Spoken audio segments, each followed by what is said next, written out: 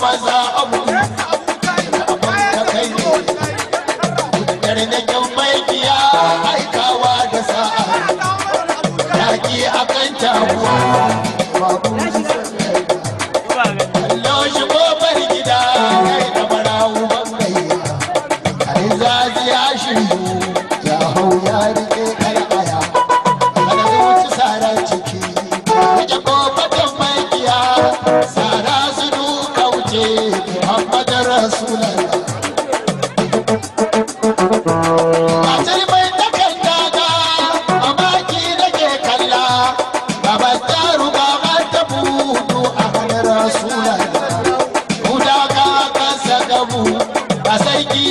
sheda ɗayansu ya yi saura muhammadu rasulallah ɗan yabar tsoro yau ba gurin abu maka zo mutaren su wace hannun baba da kadar rasulallah bai kama da nasi ba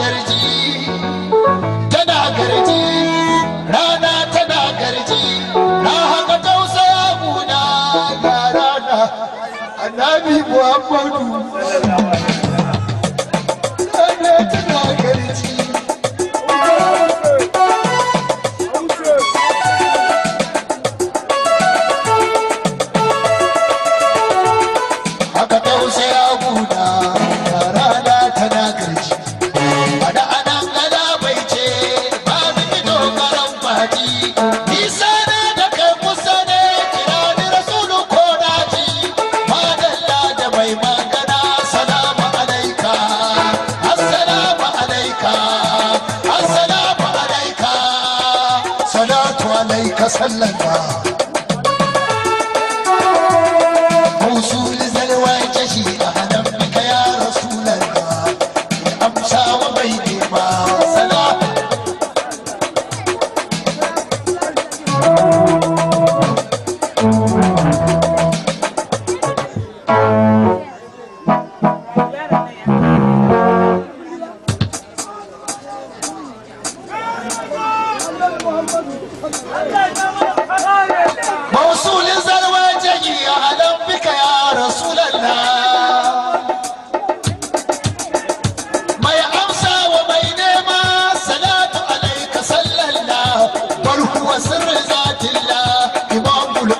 يا ولد جد كمال عينيك أهلا بك يا رسول الله بك أبنك شادي لا ليش رياكا أهيرك أنقاري بازا أي وقوبا الله يجي مولا وإله يمولا قلبي يا مولا